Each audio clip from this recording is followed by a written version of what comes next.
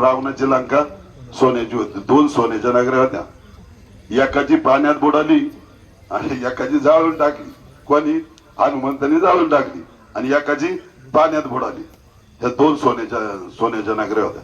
त्या सोन्याच्या नगरीमध्ये दुर्वास ऋषी आले. 80,000 बायका श्रीकृष्णाच्या.